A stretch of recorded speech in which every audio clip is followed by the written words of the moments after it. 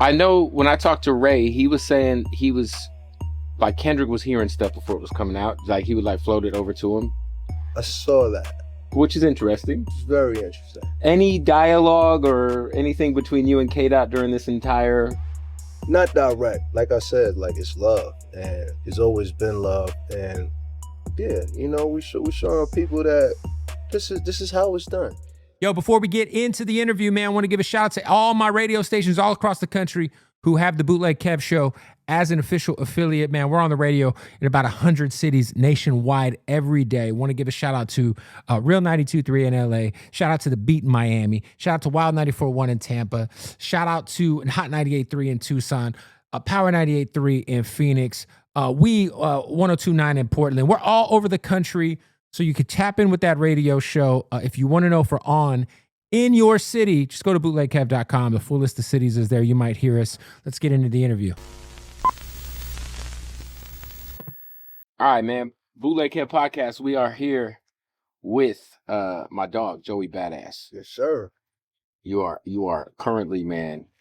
First of all, I gotta say, dog, like, you know, when we have these conversations, there's been a lot of conversations about New York top 50 and you know, just I feel like the conversations recently about hip hop, I feel like have been in the right space. People debating about who's the great.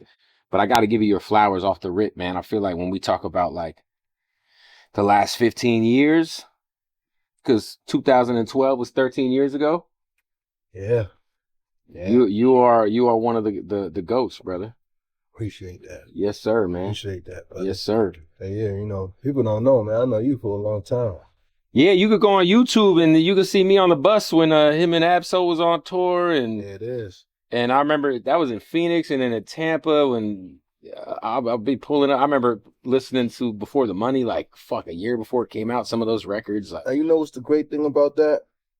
If you missed when me and Absol was on tour, like if you missed it, if you wasn't able to attend back in 2013, we're going back on tour this year. So stay tuned for that. I love it. So, yeah. Can you give me, because you guys obviously have such a long relationship, long friendship, and one of the purest, dopest moments in recent memory, I think about Jadakiss in the verses. Mm-hmm. And then fast forward, I got that same feeling as a fan when you, Big Sean, and Absol did the RedBull Cypher. Hell yeah. What was the communication like with you and Soul when you were like, yo, you know, we got to do something? Like, what was that like? First of all, man, shout out to my Soul brother.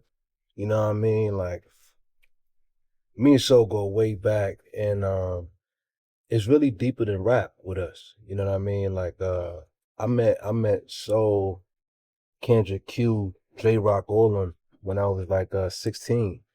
You know, because when they used to come out to New York, they used to mess with my manager. Like, my manager would hold them down. Johnny Shipes, who was my manager at the time, he used to hold them down. So I remember literally, like, it was one day after school, he was like, yo, pull up to the studio. And we was already tapped in with them. And it's interesting because Ab-Soul was my entry to TDE. I remember the first thing that I saw was the Turn Me Up song and video. It was featuring Kendrick Lamar, actually. Yeah. And I remember seeing Ab-Soul and just being like, damn, like, I ain't never seen nothing like this in this modern time. Like, a rapper like him, like the swag that he had, the wittiness, the cleverness. And I was just like really into it. You know what I mean? And I thought at this time, I thought Kendrick was cool, but I thought Ab was like the star. You know what I'm saying? And then, you know, one thing led to another. And then, you know, me going down that rapper hole, listening to Ab-Soul, he had more songs with Kendrick. And then I got into Kendrick, then Kendrick got me into Q. Then I saw they had the Black Hippie joint. So then fast forward back in, I want to say this was 2011, you know, my manager at the time, Shipes, told us to come to the studio. And it's funny because, you know, Soul even said it on the post-battle record that he dropped. And it was like, yeah, these little niggas on skateboards. I'm like, that's how we met. You know what I'm saying? We came through that bitch zip-zinging. We all had our boards on us. And we just sat there and just was kind of observing the process. And, you know, lo and behold, like, we was definitely soaking up game for sure. You know what I mean? And fast forward a couple more years later, you know, we did the tour together and the bonds and, you know, everything strengthened. Yeah, Smokers Club. But before that, we got in the studio, we did Into the Void. Yep. And all that. And that was like the first time like we really hung out. Like, you know, when I met them at first, it was just kind of like, all right, we flies on the wall, they doing their thing. But then Soul and I got in the studio, we did the Into the Void joint from 2012. And then after that, like, you know, we was just pretty much locked in, and a lot of the ideologies and the mindset was the same, you know what I mean? So we connected, and Soul even met Steez before he passed. And then, you know, after that, like, Soul got the 47 tatted. Soul best friend and brother, Doughburger, who was on the tour with us too in 2013, they both got the 47s tatted. So, you know, this brotherhood runs deep. It runs way deeper than people may know or people may think. Shit, there's a video of me and Soul back in 2013 on the internet of us getting arrested together in St. Louis, in Missouri. On the tour? Yeah, that's crazy. You hear Doughburger in the back like, hey, free Soul, free Joey. Hey, scary random city to get arrested into. Nah, for sure. Because this was like right after the Michael Brown shit happened. Oh, yeah. And it's crazy because in the video, it's like, I can say this now, but I was off shrooms. So it was like, they putting the handcuffs on me, and I just think it's the funniest shit ever. And I'm talking to the cop, I'm like, yo, have you figured out why I'm in these handcuffs? Why were you? Bro, because we were walking around the hotel that we rented out while black. That was it. You know, somebody tipped off the police that I guess they thought some suspicious dudes was walking around the hotel. And like, bro, it wasn't even like it was a fucking Four Seasons. It was like a Best Western. It's like, what the fuck we going to, you know what I'm saying? Cops pulled up and he was just mad. He had the K9 in the back. He was like, hey, you see that K9? Yo, I literally was telling the cop, I'm like, yo, my man, like, you need a hug?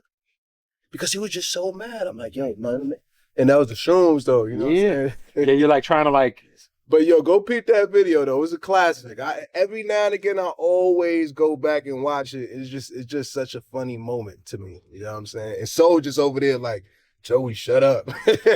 Hey, chill. So what's your guys' discussion with each other going into the Cypher? Yeah, so okay. So we got so RedBull reached out to me.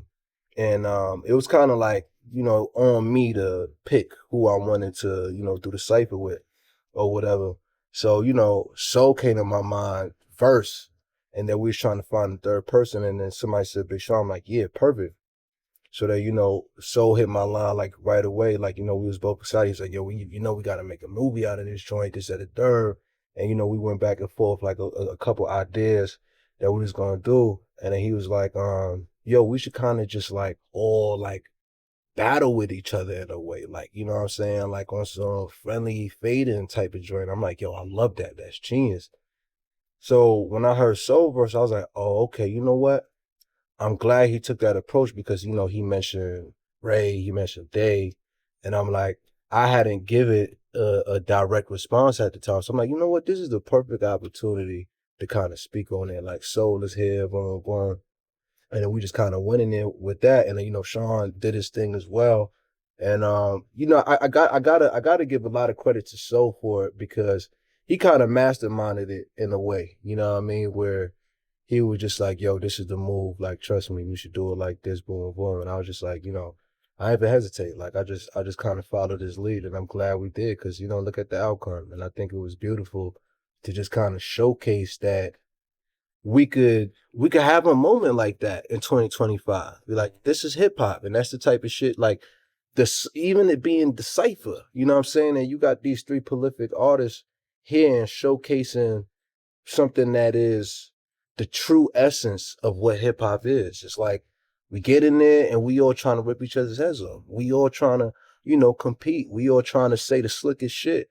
And it was just beautiful, man. Shout out to Soul, shout out to Big Sean, shout out to RedBull, shout out to hip hop. I'm assuming you didn't have any sort of heads up on any, like you heard his shit for the first time when you guys recorded it. His like did you guys like? It's out now. No, I didn't hear shit for the first time when we recorded it, and he didn't hear my shit for the first time when we recorded it. Neither did Big Sean. Like, right. So the night before, you know, there was like this worry that, maybe we wouldn't, maybe somebody wouldn't be able to memorize their lines. So we went to Sean crib and we recorded it as a track first, just to kind of like go over, like, just kind of save time when we got there. Yeah. No, that makes sense. But at that moment we did that, I was like, the other guys is gonna hear it. Yeah, for sure. And we'll get to that. But I'm like, the other guys is gonna hear it because we recorded that in March and it ain't come out till what was that, late May, early May, or something like that. So I'm like, that's kind of dope. I mean, that it took 2 months to drop and it didn't get out there. So yeah, I mean, it didn't get out there to the public, but everybody kind of knew what was coming. Yeah. They heard what was said. You know what I'm saying, and everything. So I already knew. I smelt the lineup. I was like, all right, if I'm them and I got this intel and I heard the shit of what Joey said before to me, I'm gonna be ready as soon as the shit drop. And sure enough, that's what it was. So it's funny too because I think about kind of like the timeline because you had originally said the line that got everybody's panties in a bunch on the West Coast in, was it January? Yep, January 1st to be exact. So top of the year. Shooting in the air for New Year's. Right. And so, that's everybody from LA, kind of took that as a nice opportunity to get, to get their shit off, it brought a lot of eyes to a lot of dope people. Like my bros, the Coyotes, did their freestyle. I don't know if you've seen the Mexican brothers Coyote from LA. They did their shit towards you, but they're fucking incredible. They actually work with Shipes. They did see them. But I've seen a bunch. But it was so many people. But anybody who's like a hip hop fan knows that that's an OG Hove line. Right. And so it did. I mean, it made. I mean, I guess when you put that into that record, and you kind of, do you had any idea that I'm paying homage to Hove, but I also know this might ruffle. I didn't think that it was gonna ruffle feathers to the degree of which it ruffled feathers. I was really more honed in on the fact that, like, yeah, what, maybe some people be confused, but I expected that if they did their research, then they would know, what my ties to the West was, and be able to be like, okay, yeah, like you give people a lot of credit. Nah, for sure. And I said it, maybe that was a misstep on my part, was thinking that, people wouldn't get offended by that, because truthfully, I didn't think it would be to that degree. So I admit if that was a misstep, but just for me, from an intention standpoint, like, it was very playful, right? But I think the main point was that my understanding is,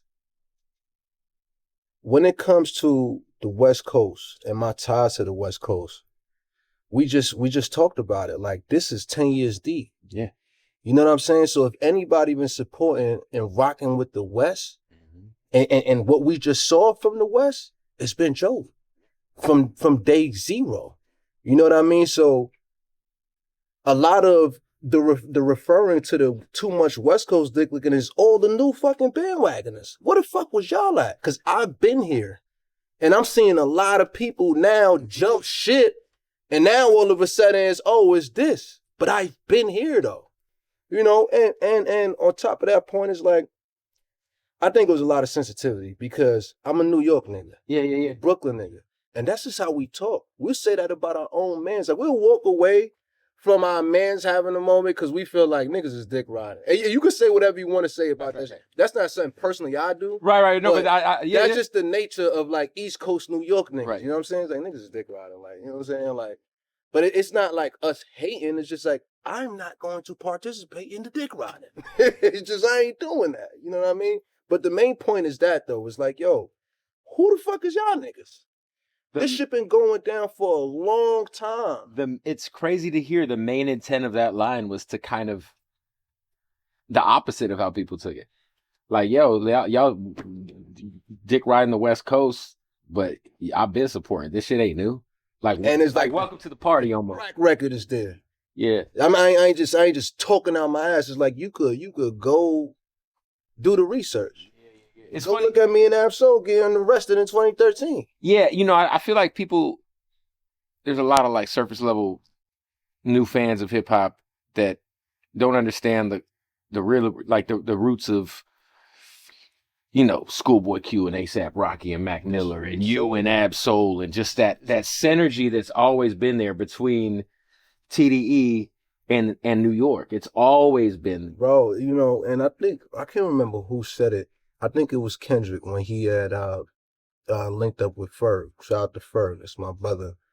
But there was a video, they was having a dialogue, and he was telling Ferg, he's like, yeah, like, back in the day, we had to come to New York. And a lot of people thought that we was from New York. This is what Kendrick was saying. Like, they thought that they was from New York because, the sound and everything. And they weren't being as embraced back home. For sure. It was this side who was embracing the movement. 100%. You know what I'm saying? So, yeah, it was a little confusing to me to see people, take it like that. But like I said, man, I'm free game. I'm a public figure, and I think it was a opportunity for people. And if I was on that side, I'd see it as an opportunity as well, and I would take it. And I think it was good at the end of the day for the culture. Yeah, I think, what came out of that Cypher was obviously it kind of stirred it all back up, and we got like 2 weeks straight of just like, I mean, you were fucking dropping, dog. Like, and the Knicks are in the playoffs. Yeah, right. And shout out to Ray Vaughn for stepping up to the to the moment and being on top of them in daylight. Yeah. I had to show Ray Vaughn when we were walking into the studio because, on one of his disses, he said that you ain't got no plaque. Showed him the plaque. So when we walked in, I said, hey, I got a devastated plaque in my hallway. I said, hey, Ray, you see what that is? I said, Joey Badass plaque. It says platinum. That is hilarious, man. Yeah, and it's funny too because that was like probably one of the reoccurring lines that he was using. And I was like, should I rebut this? Like, I'm literally sitting in my studio recording this shit, and there's plaques all on the wall. You know what I mean? But I'm like, I feel like if I rebuttal this, it's like it affected me or something like that. Right. You know what I mean? So I was just like, whatever, So Google is your friend, bro. Are you with the funniest thing that I think came out of this was the TD East website and you trademarking TD East? Oh yeah. Shout out to Top Dog. Obviously, Top. Yeah. So does Top reach out to you? Do you give it like because obviously you guys have a relationship. Absolutely. And it was funny. Absolutely. You had to go get the record go to tds.com and it's right there. What was the thought process with that? And was there any like recon to make sure like, hey, we good, right? We good, right? Yeah, it definitely was. You know what I mean? Like, Top definitely hit me after the TDE thing, and he was just like, yo, that is hilarious. That is genius. I'm like, that shit kind of got a ring to it, right? And he's like, yeah, it really do. I'm like, we might have to have a conversation for real. But at a point in the beginning, it was definitely like, because after I dropped the rulers back and I seen the response, like I definitely hit a few of my people over on that side. Like I hit Soul, I hit Top. I'm like, yo, like, how y'all feeling? You know what I'm saying? I had to just check the temperature real quick. And everybody was like, nah, like, we know where you coming from. Like, we know it's love, this, that. I'm like, oh, okay, cool. Because that's what I assumed. But, there's people who don't know that or who don't know the synergy that exists between us who, was taking it a whole different way. Hey, we got to wrap up this interview. Another one presented by Hardeen, baby. You already know what it is. Shout out to Hardeen for presenting another episode of the Bootleg Kev podcast. Don't forget, when you're in Vegas, you get in that taxi, you get in that Uber, say, take me to Hardeen, the #1 cannabis dispensary in the world. Premium selection of the craziest gas you could ever ask for. And then they break down what all the terps mean. It's incredible. Go to Hardeen_Las Vegas, shoot them a follow. And when you're in Las Vegas, make sure you shoot them a visit. Hey, don't forget to go to bootlegkev.com. We had to celebrate the 2-year anniversary of the most viral interview of all time. Throw the shirt up so you could see it. I turned it down. Shout out to that boy, Big Boogie, a big college in Jacksonville. And we just threw these on sale, half off for the 500 episode tee. Bootlegkev.com. Go get you a shirt. Let's get back to the interview. I know when I talked to Ray, he was saying he was like Kendrick was hearing stuff before it was coming out. Like he would like float it over to him. I saw that. Which is interesting, It's very interesting. Any dialogue or anything between you and K Dot during this entire? Not direct, but Soul did tell me that, he salute and he loved what I was doing and all that. Soul told me that when he ran into Kendrick at the show. Dot told him to tell me that. That's tough. So yeah, it's like I said, like it's love and it's always been love. And yeah, we showing people that this is how it's done. Yeah, I think that there's like this gross like misunderstanding of hip hop history when people say shit about your career, and I'm like, hey, like I don't think y'all understand. Like, first of all, this is somebody who came out of the blog era. You know what I'm saying? Somebody who really laid the foundation for so much. Like, you know what I'm saying? Like, I feel like you made it. You brought like the shit we love to like a demographic that didn't know that they loved it yet. When you were 17 years old, dropping 1999, you know what I'm saying? It was like, it was one of those real pivotal moments in hip hop. Like, but yeah, no, it's interesting because I think that the one thing with this Kendrick and Drake thing is that, however you feel about the results and how it went down, it felt like there was a bit of a page turning in the book of hip hop where people were paying attention to the right shit again. And by that, I mean like breaking down records and like dissecting lyrics. Oh yeah. And lyrics have a newfound, not a newfound, but lyrics are like important again. Yeah, like I'd rather watch some random YouTuber break down you and Ray Vaughn's bars or Kendrick's Euphoria than I'd rather, watch a fucking somebody breaking down what happened with Julio Fulio and fucking Young and Ace. You know what I mean? Right. Like, but do you like that's my thing, man, is you are very, I always say this. I say you can't make timeless music unless you take your time on it. And you are somebody who's always taking your time when it comes to putting out music. You're super intentional with it. Are you inspired right now? Because you are in your bag. I am so inspired. I'm so inspired, and I'm glad you asked that question because I always look at inspiration like this metaphorical bucket that you always got, and it's not always full. You know what I'm saying? Sometimes you run it low. Sometimes it's just a drop in there, and it's like you kind of gotta wait and let life happen and see, where you could fill the bucket up at. And right now, I gotta say, mine is overflowing. Like I am so energized, so inspired, so charged up. Got this new album that I'm about to drop, and I got a lot of new music, that I'm excited to share.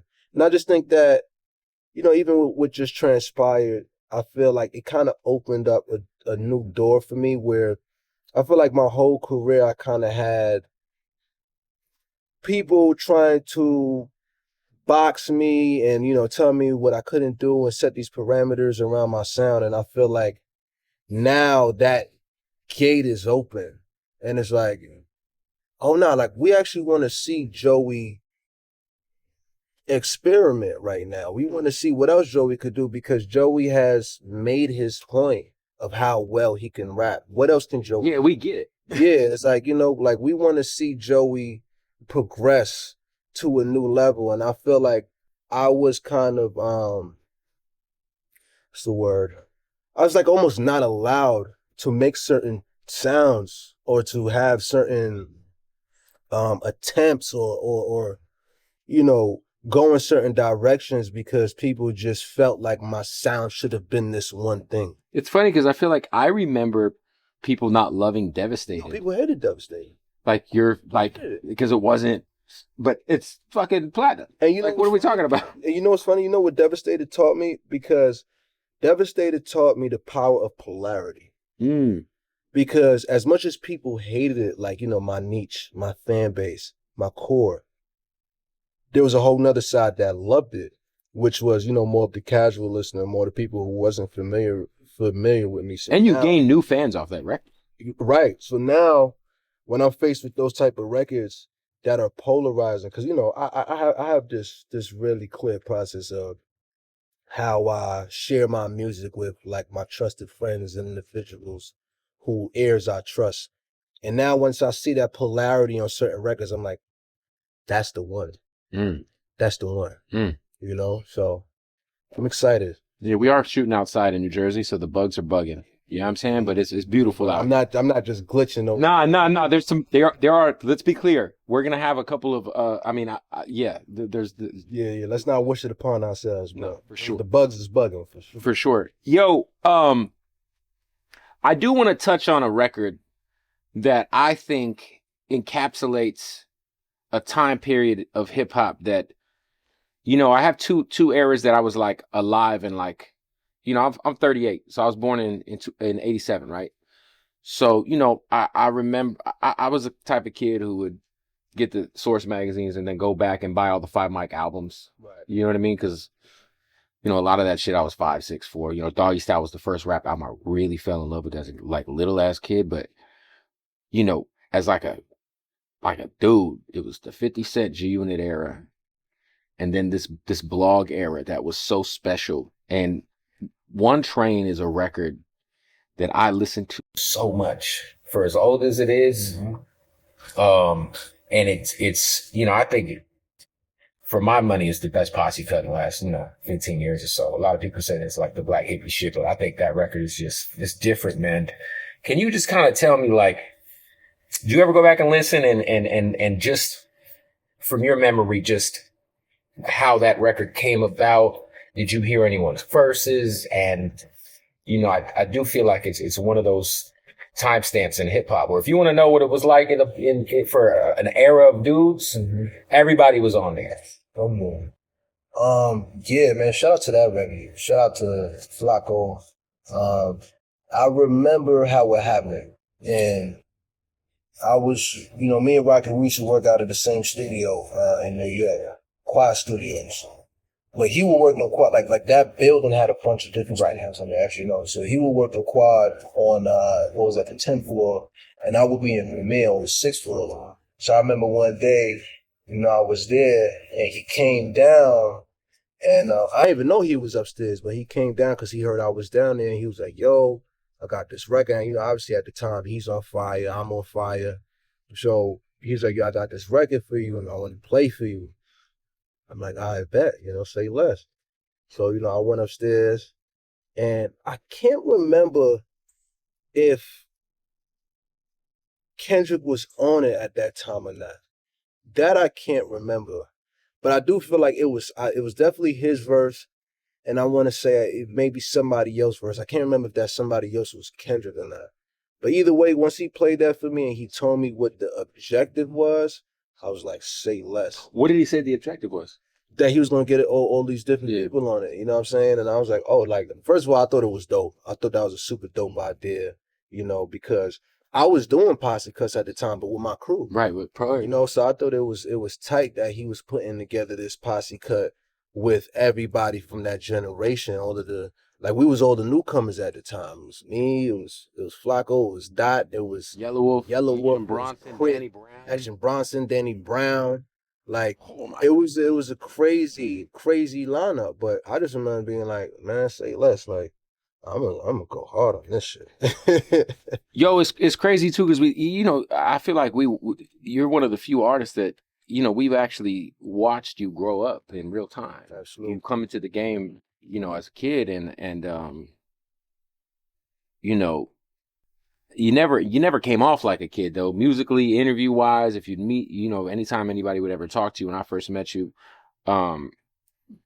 we always hear like there's the gift and the curse of being that young and getting a certain amount of fame, a certain amount of money, a certain amount of notoriety, but you seem to have, you know, really navigated that spectacularly. Was it tough though? Was it ever tough, like going through being who you were, being a kid, while also being Joey Bada? Yeah, absolutely. You know, there was a few things that was tough for me, right? I think one, what I was dealing with heavily at the time, and I didn't even know I was dealing with it, was survivor's guilt. That was making me overcompensate so much, like trying to do the most for the people around me who weren't seeing the same success as me. You know, because like I could feel the energy, but then I'd feel a little bit insecure about my own success because I'm like, you know, it's so many opportunities back in that time that I passed up on. Well, not that I passed up on, but that I had to pass up on because my mentality was like, yo, if we can't all go, we don't go. You know, so it was a lot of rooms and stuff like A lot that. of hotel rooms, a lot of travel, a lot of Not hotel rooms, like rooms. I mean, like literal, like you know, rooms that you could be in. rooms that I could be in, tables that I could sit at, Right. that I didn't go into because the invite was for me. And I didn't really understand that at the time. And, you know, in hindsight, I realized, you know, how much of a misstep that was for me. You know, because it's like the incline could have been way much faster for me. But there was a lot of times where I deliberately got in the way or I slowed down the process because one, I was trying to bring everybody with me. And then two, I just wasn't sure that I actually wanted that life. You know what I'm saying? Like, I think I was a little bit afraid of it, where it's just like, yo, what is it going to do to me? You know, because I was so young. And it's like, in a lot of ways, I was very impressionable still. Yeah. And I was a little bit fearful of what it would turn me into if I moved too fast into it. And it's like, you know, we was growing up hearing all types of shit about the industry. Like, you know what I mean? People selling their souls, this, that, the third. So, Hey, real quick, want to tell you about our sponsors at Odd Socks. That's our day one family. Make sure you follow them at Odd Socks Official. I just got done running a 5K with them and Burt Kreischer. You see the Happy Gilmore socks. You know part two's coming soon. They got the socks. They got the draws, the most comfortable socks in the entire world, plus the underwear, all of it. Get 20% off. Go to oddsocksofficial.com. Use that promo code BOOTLEG right now. Or Bootleg Kev. I forget which one it is. I think it's both. I think both work. Anyway, let's get back to the interview. all of that kind of manifested into my trajectory because there was a lot of hesitation in the beginning that I purposely made just out of really like yo, I remember it was one day and I was just sitting in the car and I'm like, yo, like for some reason I couldn't let go the idea of walking of having to leave behind the idea of walking down a New York City street. That was so hard for me to like face, like Almost like if I lean into fame, if I lean into this too much, I don't want to lose that. right?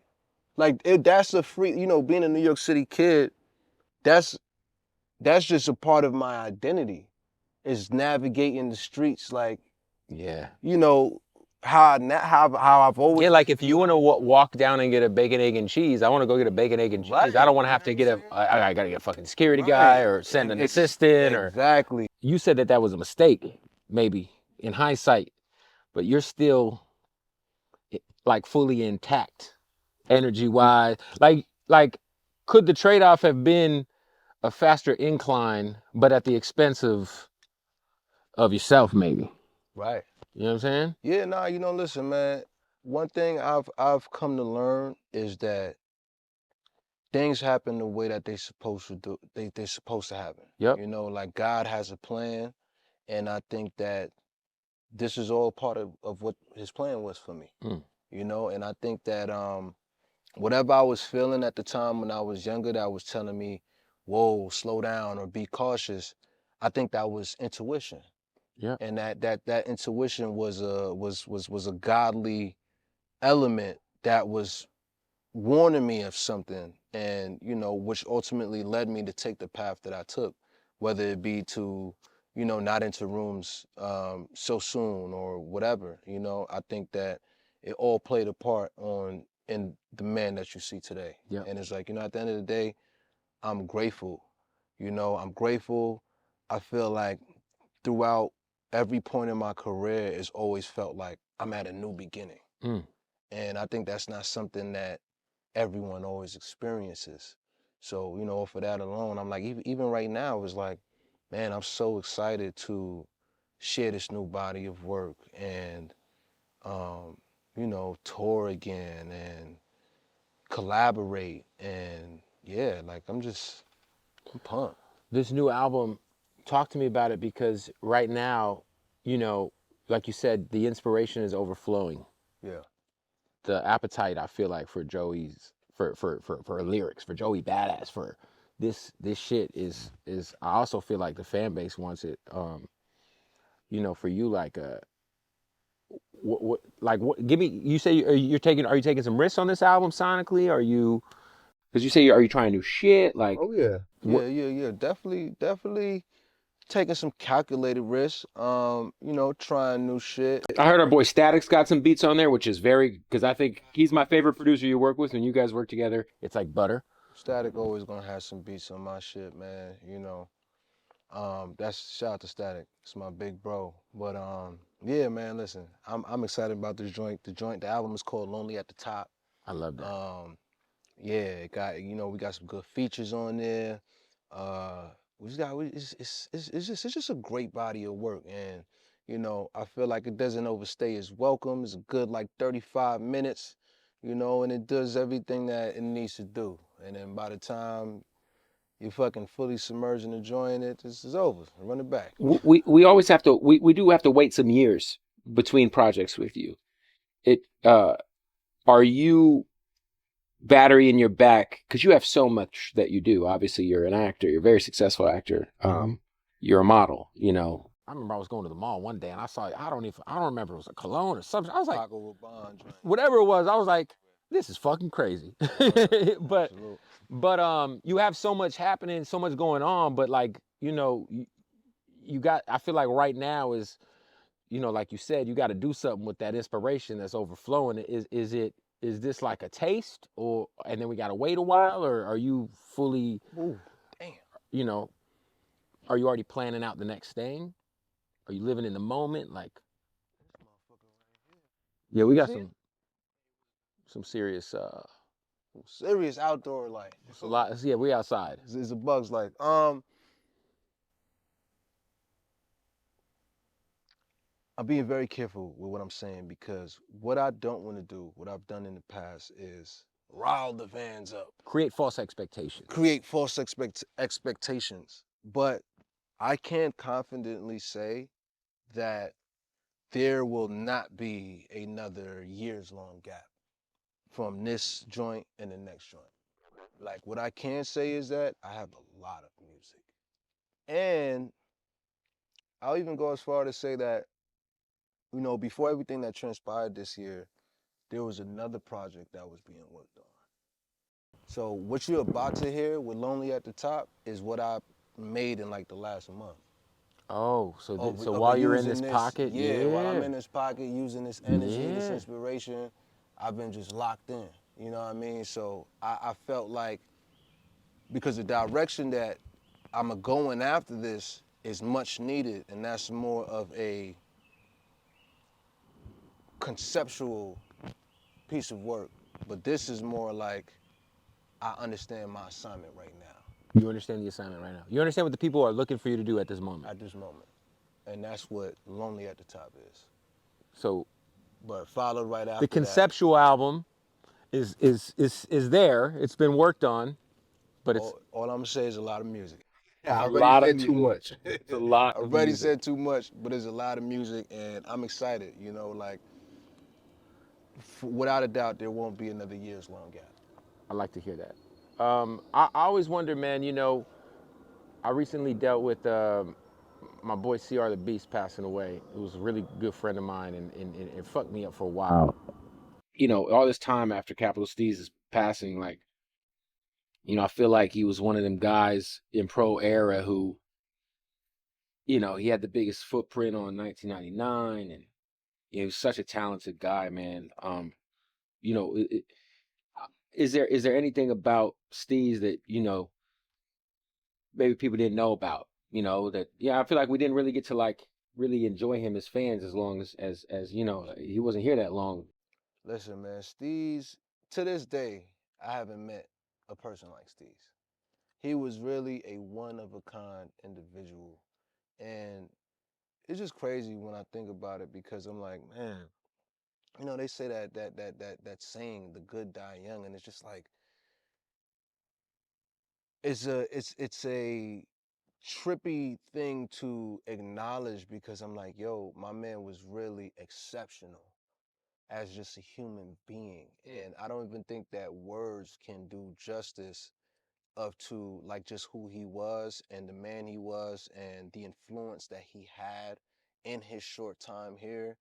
And like I still look up to him and I realize that that was a 19-year-old version of him. So I'm still looking up to a 19-year-old, like I'm 30 now. Right. You know By what the I way, mean? you just made me feel so old. It's wild. It's wild. You know, that idea, I hear that I hear that in my mind a lot. Like I face that a lot where it's just like, dang, like Steez was 19 and I'm 30 and I'm still like being like, man, how can I be more like Steez? You know what I'm saying? And that's a 19-year-old kid. It's so crazy. Yeah. That's like meeting a 19-year-old kid today and being like, dang, like.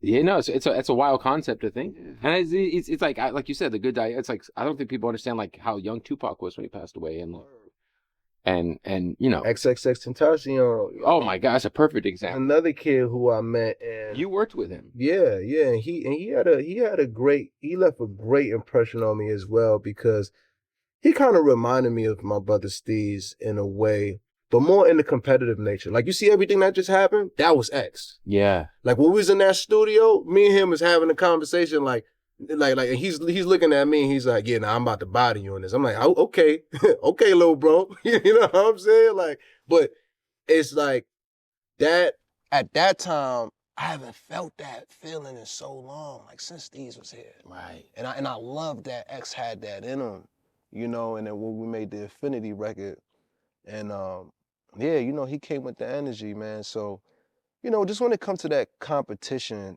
I think it's always been an important thing for me as an artist because that's how I came up.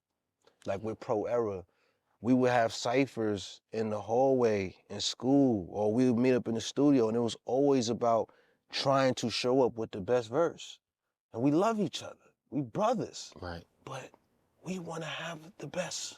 You know what I'm saying? We want the best lyrics. You know what I'm saying? And Steez was big bro in that regard. Like, Hey, got to stop the interview. Want to give a shout out, man. The only thing we smoke, ladies and gentlemen, is Slapwoods. That's right. Make sure you follow them at Slapwoods. And you know, the reason why we smoke Slapwoods, it's literally because they slap. If you ain't smoking Slapwoods, what the fuck are you doing? Hey, want to give a shout out to our newest sponsor. You know, I don't like to vape unless it is pure solventless rosin. Want to give a shout out to RokenCannabis.com. Go give them a follow. It's nothing but that good gas. Check them out at your local dispensary, RokenCannabis.com.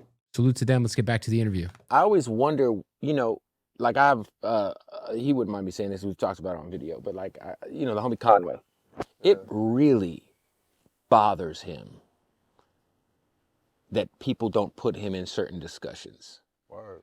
Cause he's fucking Conway. His pen is immaculate. But it really pisses him off. Like the shit that we see, like the B-Dot lists and just the conversations, it really fucks with, like it pisses him off because he put so much into his pen. You have like I feel like at certain times I'm like, does Joey give a fuck about music anymore? I don't know. You know what I'm saying? And then this run happens and I'm like, oh, this is amazing. But like, does that shit even, like, does it, like, there's the competition shit, there's the public sentiment shit, there's these conversations that we all always have about who's the greatest, who's this, who's that. Does that get to you? Do you care about that shit? I mean, I'm an artist who wants to compete and who is competing. So I think a part of like, it'd be a lie if I said I didn't care about that to a degree. Like, of course, you know, I don't want to be left out the conversation. That was the whole sentiment of Rulers Back. Mm-hmm. It's for every time they left me out the conversation. Like, because how dare you? Right. You know, so I feel Conway in his sentiment too. And his pen is incredible and he deserves that acknowledgement, just like I feel like I deserve that acknowledgement, you know, because we care about this shit. There's a lot of people who don't care about it, who, you know, be put in conversation, but you know, I don't want to Right, for sure. No, but pity me, like, No, but you're right. But you're right. It's like Yeah. the passion. You know, this thing has become with social media, with just like the current like hip hop media landscape, with just what labels were signing for a good amount of years. Label was just signing just the clout chasing antics on Instagram. Yeah, but you know what too? It's lanes, man. It's lanes. It was all yeah. But I even feel like back like when I was coming up, you know, even when you were active, like we would look at Waka Flocka and be like, yo, Flocka shit is ignorant, turn up shit. But Flocka gave a fuck. You know what I'm saying? Like, Right. I feel like some of this shit nowadays is like, sometimes. Yeah, no, they're not trying at all. They're not trying. We live in like the punching, like Flocka was writing his lyrics. The punching era is fucked. Yeah, the punching era is a little fucked because, you know, it encourages way too many people. The punching era is fucked because it makes rap look like it's this thing that's just so easy that anybody could do. And you know what? Part of that is true in 2025. It's like Serato, when Serato came for DJs. Right. It's like now anybody can do it. Yeah, for people who don't know, I mean, there's I know exactly what you mean because, you know, Static Selector's my big bro. Right. So I get that sentiment. So like, you know, for people who don't know, a lot of artists these days, most of the new artists, they don't write anything. They'll punch in line by line. And I've been in a lot of these sessions and you're like, there's not a lot of thought going into these lines. Yeah, and then it's like the beat is carrying. Yeah. It's like the beat and it's the vibe. It's not really. It's all about the vibe and maybe it's a harmony, maybe it's a melody, but it's like. Don't get me wrong, I'm not shooting that lane down at all because there's a lot of shit from those type of artists that I like sometimes when I come across it. You know what I mean? So I think it's a lane for everybody, but I just think that for whatever reason, this mega genre of hip hop has not been properly managed in a way where, you know, like I said it before. It's like when you think of rock and roll, it breaks down to heavy metal, Punk, thrash, soft rock, all kinds alternative. Yeah. And it's like all of these different genres get their respective There's just due. subgenres and under light. the rock. Right. You Yeah. go to the Grammys and it's like soft rock and heavy metal. It's like all these different categories for rock and roll. But when it comes to hip hop, they try to put everything under one umbrella. Yeah, like it's almost like. And it's like we in 2020. Well, could you imagine, like, you know, like when you turn on the radio, there's a soft rock station, there's an alternative rock station, there's an active rock station. Right. Imagine if you turn on the radio and it's the biggest genre in the world, right? And there was trap station, trap hip hop only. Yo, the best, you know, they're doing it with the old school shit. Like there's a lot of old school stations popping up, but And I wouldn't even call it trap no more because even the trap shit but conscious has rap, evolved. yo, for sure. Yeah, it's like now there's subgenres that came from the trap sound. Drill, You know what I'm saying? Yeah, drill, fucking. You got the emo shit. You got the fucking. It's so many things, and it's like it's really beautiful.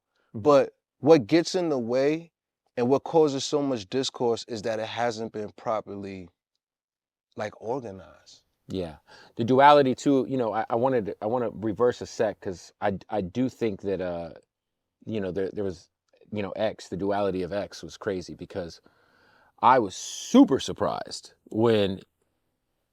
Yeah, at the time I'm just listening to Look at Me and it's overmodulated and unmixed and mastered and it's, but then when I see Joey Badass on the track list, I'm like, oh what? Oh shit! Oh, this dude's nice for real.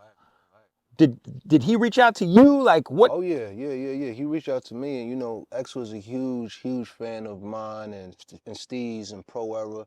You know, X was one of those kids who, you know, was listening to Pro Era come up. Like we inspired a lot of people.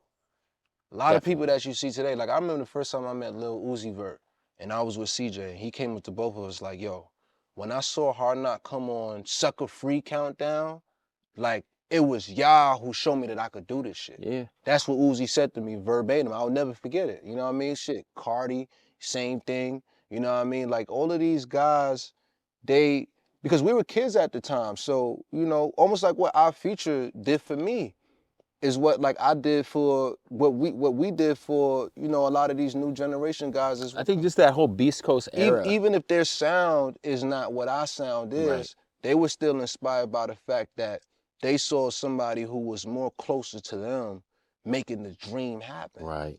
That was the inspiration for them. It's like we were 17. Right.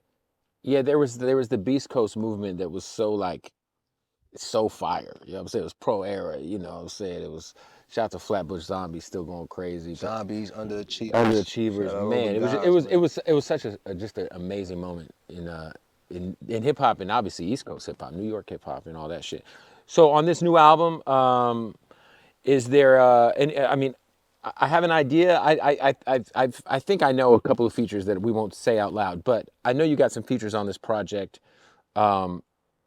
Is there still a record with somebody who you have yet to work with, to meet? I feel like you keep your ear to the street. What is the feature that is just for whatever reason not happened, or it could even be somebody new that you're just a fan of that you wouldn't mind working with? There's a new kid from Harlem coming out right now. His name is Leem. Okay. I just got put on to him, so he's like at the top of my mind right now when you ask me that question. But I think he's dope. I think he's incredibly talented. I would love to work with him. But I think for me right now, I love Samara Sin. Shout out to Samara, she's amazing. Oh, that's how you say it? Samara. I love Samara Sin. I think her whole vibe is dope. I like Overcast. Overcast is dope too. Yeah. I like Marco Plus from Atlanta. He's a crazy spitter. It's a few cats, man. It's a few cats, and No, Samara's crazy. I need to start walking around with a list because I really be wanting to give motherfuckers some light. You know what I mean? I like Rome Streets. Rome Streets is on the album. I love. I heard him for the first time in the whole back and forth with the West Coast Kai Cash. Kai's dope. He's on the album. Dope. You know what I mean? Yeah, Kai's hard. I really want to be an example, especially as a lyrical MC, of like being able to shine light on not only, of course, lyrical MCs, but just also those new generation artists on the come up. You know what I'm saying? I want to be somebody who's recognized for collaborating with artists on the rise. You know what I'm saying? Like I'm not all about just doing the big shit. You know what I mean? Like when I come across artists who I really love and who really resonate with me and who are smaller, it's like I just kind of have like an instinct nature to like, shit, I'd love to help them in any way, but also collaborate too. You know what I'm saying? So yeah, shout out to all the new artists on the come up, man. And shit, I got so many stories. Like, you know, I'm very cool like that. When you run into me in real life, you know what I'm saying? I'm a very like just easy cat. Like, you know, we have a conversation. I like listening to people's music. Right. You know, like I was at a dinner when I got put onto the Lean Kid, and some kid was just talking about it, some dude who worked with him, and he was kind of doing a terrible job at explaining it. And I'm like, bro, you selling your man terribly. And he was like, yo, I mean, honestly, the music will talk for itself. And then I happened to have my headphones, and I put them on. I was like, okay, yeah. I get it, yeah. Yeah, okay, bet. I see why. Okay, yeah, you know, so it's dope, man. You know, I just want to be a beacon for artists on the come up because I feel like I'm kind of like a young OG at this point. I mean, like, I'm like big bro in this shit. Like, I done been down all of these different roads. And I could tell motherfuckers, yo, that road got a big ass pothole right there. Go around that shit or take it 2 miles per hour when you hit this corner. You know what I'm saying? So, and I love giving game like that because I didn't have nobody doing that for me. And, you know, it would have been nice to have, but I think that it's also a beautiful thing that I could be that person for somebody else. You said, you know, I watched the interview you just did with Gillian Wallow, and, you know, I think you made an important point that, like, labels these days aren't fucking with anybody who already don't got shit going. Right.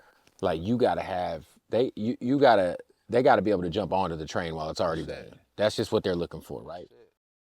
You, like you said, we're 13 years into you being a thing where people know you in this music industry.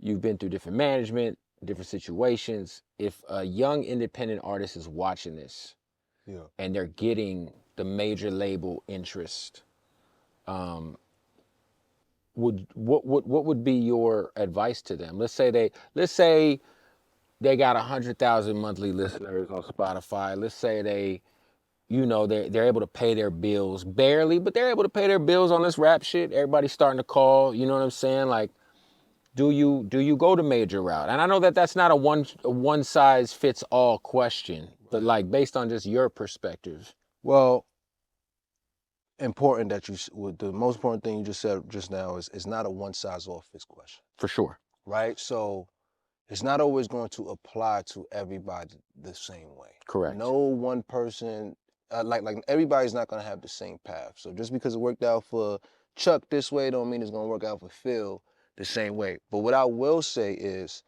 if it's not a matter of you needing money to literally get by in your life or to survive, if you can at least sustain where you are, then I would say to hold off on taking the big bag, taking the advance, because, you know, that advance is just buying into your stock as what is essentially a company, as an artist. You know what I mean? Keep building your IPO. Keep building your IPO. If you don't need the money, just keep building it. If you don't need the money, keep building it. You know what I mean? Because the payoff, when those checks are showing straight up to where you live, it's a different ball game. For sure. Where they don't gotta go through somebody and, you know, you gotta get it every quarter of the year or every half of the year. It's a different ball game when they coming straight to you. And that is gonna have a bigger payoff in the long run than the check up front. That quick bag. Because then you'll hear... Because you get that quick bag, but then now there's no bags until you recoup. Yeah. Whereas you'll just be getting this steady flow of income with what you got and just keep building it. And it's like, in the long term, you make more money that way. That makes sense. Like, you might have more money now off the events, and that's how they get us. That's how they get us. It's a trickery game. Yeah, you take the upfront bag, even though, you know, hey, if you just... This music over 2 or 3 years is going to make you more money than that. And you know what? It's fucked up because you got to really think about it, right? Why are they offering me this money? Because they think it's a good business move. Exactly. They wouldn't be offering you $1 million advance for an album if they didn't think, oh, we can make 10 off this shit. And you always got to think about it. If they offering you $1 million, then remember, they're always trying to make a deal, right? They always trying to, like, you know, if you study stocks, you don't buy stocks unless you get them for 20% off. Right. Yeah, it's like, okay, it's a good day today. Shit went down. Yeah. Trump saying some crazy shit. Let me buy some stocks. That's how these labels is approaching you. They trying to get you for the low. Yep. So, but they know that you ain't never seen no money like this before. So while they know it's the low, for you is a high. And, you know, we fall into it. It's like, oh, shit, $1 million. I ain't never seen $1 million in my life. $100K, $30K. A lot of us is coming from a scarcity mindset, so we think that because $1 million is here today, we need to take it or else we ain't never going to see it again. Right. This would be our only chance to be a millionaire. And it's really like... They use that. They take advantage of you because they know that. Yeah. That's most like, people's if somebody's giving you $1 million, it's because they think they can make 5 off of you. Don't forget that. Yeah. Don't let that go over your head, you know? You mentioned stocks. I wonder, this is just a random, you know, Nas has been in the news a lot lately, but I just saw something so crazy. He's a part owner of a casino in Queens. Yeah, shout out to Nas, man. That's really my big bro. You know what I mean? Shout out to Nas, man. You know I just wonder, like, what is your entrepreneur, like when you see shit like that, because Nas is, to me, he's my favorite MC ever, the GOAT, but Mass Appeal's crazy, by the way. Shout out to Mass Appeal. Slick Rick album's crazy. But when you see like somebody like Nas doing all this entrepreneurial shit, does that inspire you? Are you doing anything? Like, I know you talked about wanting to do a production company, obviously. Oh yeah, I started my production company for sure. Yeah, man, you know, Nas is very very inspiring to see where he's come. And it gives me a lot of hope because I feel very aligned to Nas. Yes. As far as an artist and like my career trajectory and all of that. So it gives me hope, like, okay, yeah, you know what I'm saying? Like, don't make a lot of noise behind the scenes. Like, you just hear about it. You're like, wait, Nas bought into Ring camera? Right. You know what I mean? Right. You know, just making, you know, smart plays behind the scenes. But it's funny because, you know, yesterday I was driving the car with my wife and whole book of OJ came on. And in the verse, he was like, you know, I could have bought that house in Dumbo for $2 million. 20 whatever X amount of years later now it's going for 25 million. How I'm feeling, Dumbo. Yeah. And I was having a conversation with my wife like, yo, ain't it crazy that as successful as Jay is, he's still having the same type of sentiments that I'm having. Yeah. You know what I mean? Because for me, just the other day, I was like, damn, I could have bought Bitcoin at 8,000. Yeah. And back then, I'm like, that's an expensive stock. Yeah. But this shit is worth 100,000 now. It's funny because when COVID happened, it dipped down to like 5,500. Bro. And I remember sitting in a car in East LA, waiting to meet my boy Buys One, looking at it and being like, man, I don't know where the world's finna go. Right. Fuck that. Scarcity mindset, Oh man. my God. Scarcity mind. When really how we supposed to be looking at it is, how much of a percentage am I getting this stock off? Right. It's You know on what I sale. mean? Hey. It's on sale, buddy. Like, yo, if NVIDIA goes on sale, buy it. You know Buy what I'm that saying? shit. Yeah, no, 100%. Buy man. shit. Even if it don't go on sale, buy one at least, cause it's looking like it's going up. So 100%. if you get in now, I think it's at like 140 right now. Shit, who knows where it's going? Like we think that shit going up. Are you able to be in your actor bag and your music bag at the same time? Or do you have to kind of mentally put one or the other aside so you can like focus if you're playing a part or you're working on an album? Are you able to kind of... I think that to do it at a high level, I have to give each the respective focus it deserves, right? Like there's no way I could be on set and have a studio session later that night? yeah, it's probably not wise. You Right. know what I mean? 'Cause I you'll be gotta get tired the rest. next day. Yeah, you know what I'm saying? And sleep is a very big, important part of the thing. As long, I mean, you know, maybe I can make it work, like depending on who's the studio session with. You know what I mean? Like we gonna work with Pharrell or somebody. We gonna, Yeah, you yeah, know? you make exceptions. Yeah, we can make exceptions, you know, smart ones. But I think just the short answer to your question is each deserves its own respective focus. Like right now, I've been super focused on music, and there's a few there's a few conversations that I've been putting off as far as, you know, things going on TV film side. But I'm like, yo, look, I need 2 more days. I'm about to hand in my masters, boom, boom, and then we could talk that top of next week. Right. You know what I'm saying? So, yeah, I think that I think I do a good job balancing it overall, but for the most part, each thing has to get separate time for focus. I wonder, like, do you ever go back, because, you know, they always say that Tupac was capable of being, like, the greatest actor on the planet if he had stayed alive. Because if you go back and watch, like, him act, he was incredible. Do you ever go back and watch Pac and, like, because if you watch some of his movies, even the ones that weren't great, like, obviously he's got some classics. Like Gridiron. The one you're talking about, Gridlocked. Gridlocked. Yeah, Gridlocked. Yeah, Gridlocked. You know, it's like it wasn't the greatest movie, but you saw like, oh, this motherfucker. You saw his potential. This though. guy's amazing. Yeah, he was a natural. He was a natural.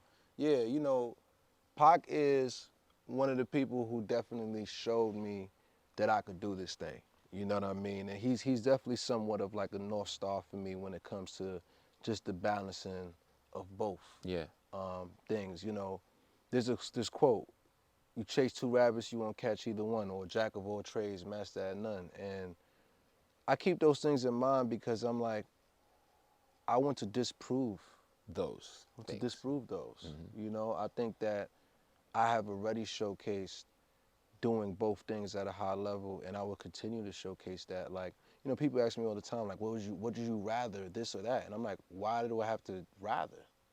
Why do I have to choose? I'm in love with both. You know what I mean? And I think what people fail to realize is that this is all arts. I am an artist. It's all every in the sense of arts. word. Yeah. Yeah. Like I'm really doing one thing.